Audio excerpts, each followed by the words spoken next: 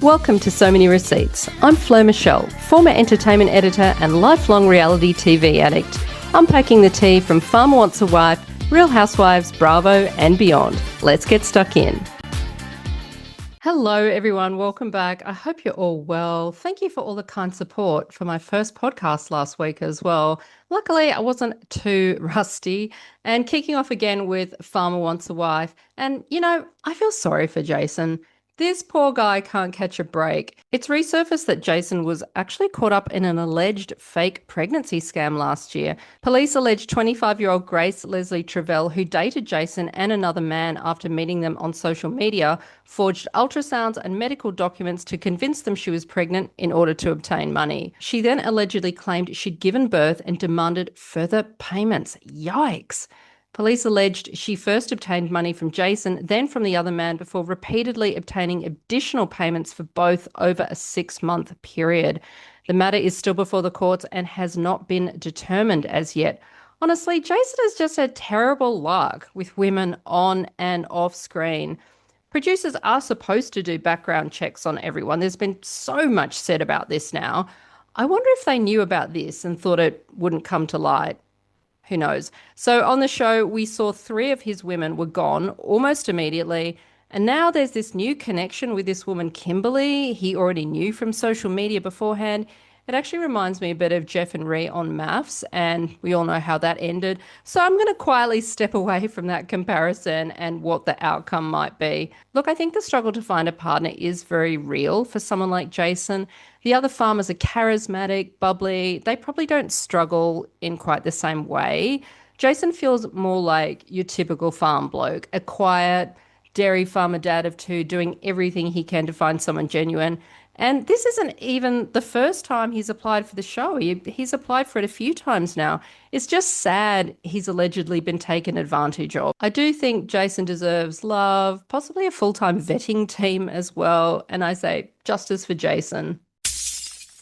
So on to the other farmers, and it's very obvious that Alex's favourite is Eddie, and it always has been.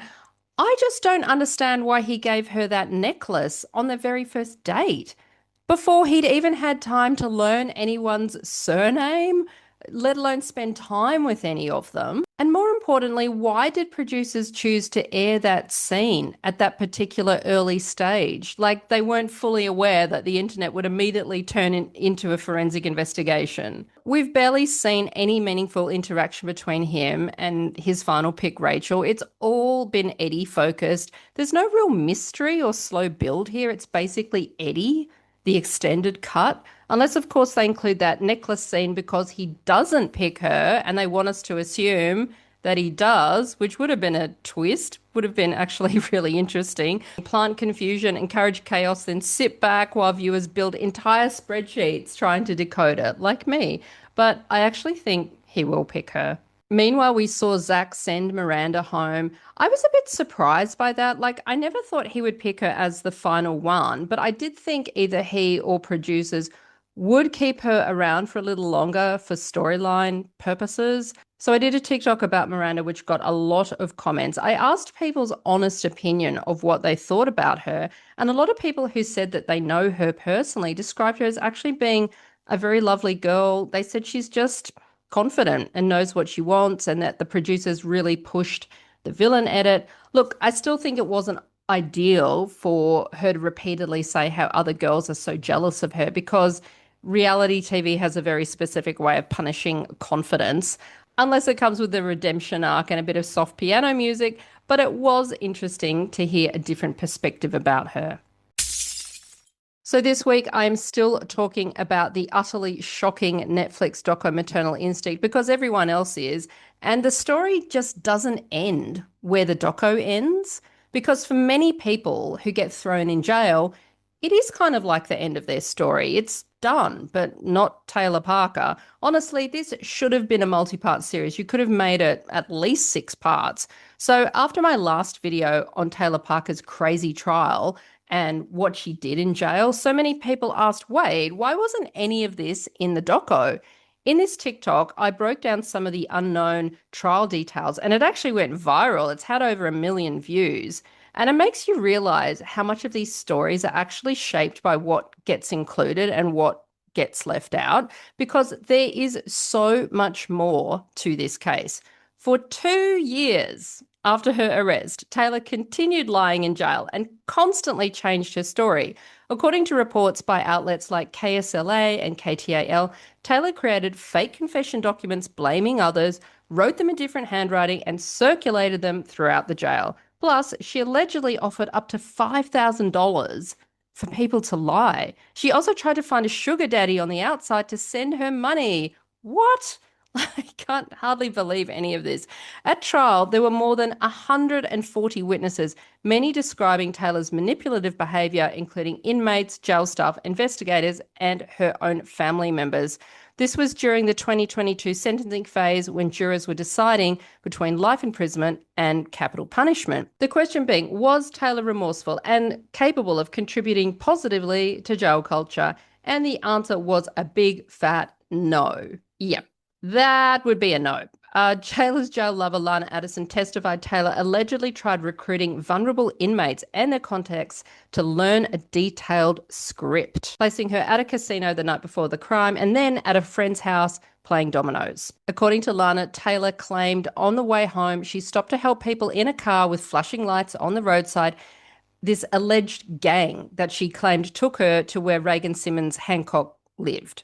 I mean, oh my God, Taylor was just so totally bizarre with these stories, bizarre in jail. Court records allege she repeatedly faked or exaggerated medical conditions, racking up a $2,000 treatment bill. She reportedly requested an oxygen tank for her cell, even though staff never saw her use it. She then asked her parents for money to replace her tattered jail clothes, even though she actually ripped them up herself to make them more revealing and provocative to other inmates.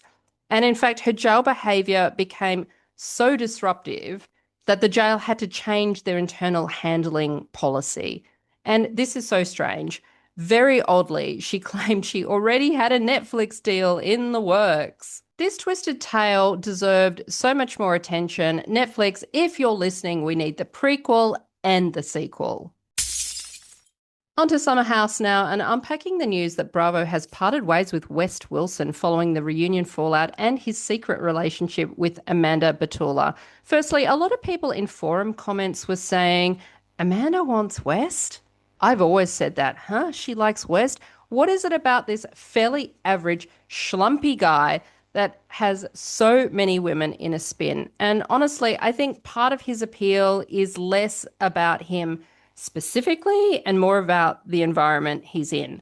He is, well, he was at the time one of the few single Bravo guys in New York. And in that world, there's a kind of built-in social currency. Like being connected to a Bravo cast member comes with status, visibility, and access.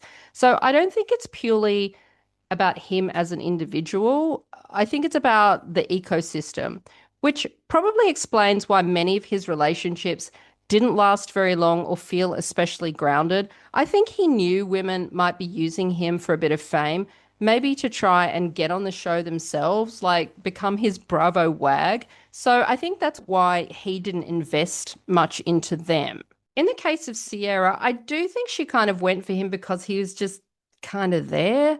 I don't think if they'd met outside the show, she would have paid him that much attention. And in that context, his connection with Amanda actually makes more sense because she was already inside that Bravo world. That wasn't that same access dynamic. She wasn't using him for fame. So I do think there were real feelings there, or ones that developed because the dynamic wasn't just social positioning. So we saw on the Aftermath special West telling Kyle he wasn't coming back to the show. Some outlets said he was let go. Others hinted it may have been more of a mutual decision. So why would Bravo step away from someone who is generating this much drama? The thing is, reality TV producers don't just want chaos, they want sustainable chaos, right? And my theory is Bravo looked at West and thought, we understand his story, but what's next season? What else is there? If the relationship ends, he resets to square one as this frat boy. And if it continues, the cast dynamic becomes so tense, it risks overshadowing the show. And Summer House is supposed to feel like a summer escape. It's not meant to be a single storyline consuming the entire season. If it was mutual, this decision, it likely comes down to both sides quietly asking that same question, what now? Anyway, Amanda is coming back, and apparently her and Sierra are filming scenes together. So, as far as her story goes, for years, Amanda's sort of been framed as someone who gets hurt in relationships. This is one of the first times she's really been positioned as someone who has caused the hurt. Will she continue on with West? Look, I very much doubt it. She was saying to Lindsay in the Aftermath show, she's told West that she wants kids, and Lindsay's face was priceless. It was like, huh? I honestly don't think they will have kids together. I think Amanda just likes hanging out with West for now because it reminds her of being younger and fun and all of that. And I think by the time filming resumes, they probably will have parted ways. And Amanda's storyline will then be, look, I stuffed up by dating him. I'm now learning to stand on my own 2 feet. Come with me, my loyal dear viewers, and see how I go on my new journey. So, on to story time. And each week I'm aiming to share a bit about my own experience in entertainment media, just to give you a sense of how I see these shows from the inside. So, I was thinking the first reality show I ever actually watched was US Survivor. This was over 25 years ago. This was the Stone Age, right? When I was a TV writer at NW, New Weekly magazine in Sydney, back when magazines still existed, like in a physical form, and you could actually finish reading them before the internet updated you with their opinion. So I was invited one day to Channel Nine's boardroom to watch the very first episode before it aired of Survivor with a bunch of journos. And when it ended, we all just sat there looking at each other like, oh, wow, that was actually incredible. It was so new. It was so different. There was nothing like it on TV at the time. And back then, there wasn't even a term like reality TV. It hadn't even been invented yet. We were all still trying to figure out what this category was. So I remember going back to the office and people asking, so what was the show? And I tried to explain it and immediately realized I had no clean answer. So I said, it's kind of like a documentary, kind of like a competition, kind of like people slowly losing their minds on an island, which to be fair, still kind of describes it quite accurately. But I do remember saying, it's quite fascinating because you're watching how ordinary people behave under pressure. You see them fight. You see them analyze people's personalities to camera. And I genuinely thought it would be huge, this show. I knew it was going to be a game changer. Then a few years later, when I was the entertainment editor at New Idea, I was invited to Vanuatu for Celebrity Survivor for Channel 7, Australian Celebrity Survivor. And this cast included people like Imogen Bailey, Fiona Horn, Gabrielle Richards, and Justin Melvey. And I said to the editor, now, this is nothing like we've ever seen before. Celebrities are so protective of their image. They only ever want to show their best side. This is the first time ever we're going to see them fighting, crying, breaking down. Back then, stars never wanted to show any vulnerability to the public at all. Not like nowadays when they know that being a bit vulnerable can make them even more popular and relatable. So I went out there and I saw a few of the challenges. I was basically on location whenever they were filming. And what people often wonder is when someone gets kicked off, how upset are they really? Because with celebrity versions of these shows, unlike regular Survivor, they're actually getting paid. They're getting paid pretty well to be there. So it raises this question of how seriously are they really taking the game? Because they're still getting paid. So if they get kicked off the show, whatever, right? But that's not necessarily the case because there was one contestant I saw afterwards at the hotel. I'm not going to say who, but they were genuinely really upset about being voted out and double crossed. They had believed that the other celebrities were their newfound friends during those few brief weeks of filming, and it really hit them harder than you might expect. They were struggling to sleep. They felt quite betrayed, a bit depressed. You can see that they were taking it incredibly personally. And I think it's interesting that over the last 3 decades, we've become so used to watching people argue and fall apart on screen as entertainment. Before reality TV, that just didn't really exist in the same way. Now I've reached this point where for a lot of audiences, there's almost an expectation of more, bigger fights, bigger reactions, higher stakes. And in response, producers are having to get more and more creative as to how they build narratives from the footage that they have. So instead of just capturing what happens, there's now this layering of shaping, making sure the audience can clearly follow a storyline as it unfolds. Whereas in the early days of reality TV, it felt much more fly on the wall. You were just kind of observing people in real time. Now it's far more constructed, even if the raw material is still real. And, I'm not really sure where it goes from here. Finally, to one of my very favorite reality series every year, America's Sweethearts on Netflix. I always binge every episode in a day. I am obsessed with these cheerleaders for some reason. And surprisingly, one of the main stars of this season was Kiwi Aussie Faith Ward, who was born in New Zealand but mainly grew up in Perth. Does that make her a quasi? Is that the term for it? Look, I loved Faith. She was bubbly, a great dancer. I liked how they made her wear the ponytail the whole time. It really distinguishes her. I think it's obvious that they are trying to create actual standout stars from now on. They saw how incredibly popular dance mums became, so they want to create personalities. And before it was always about the girls all kind of being the same and blending into the one big mass of hair and teeth. And now they realize, especially with people like Faith, who already have a big social media presence, they need to tap into that more and create actual stars within the troupe. However, I was shocked right at the end of the last episode where there was a bit of controversy around Faith and this media tour that she did around Australia and New Zealand earlier this year. And this is interesting because I'm actually part of a media call out list because I work in entertainment PR. And I saw this note way back, I think it was February, before the show had even started, before anybody, it might have been January actually, before anyone really knew who Faith was, saying Faith Ward is one of the new stars of the upcoming Netflix series America's Sweethearts. If you would like to interview Faith, she's back home visiting Australia and New Zealand for a week or two, reach out to us.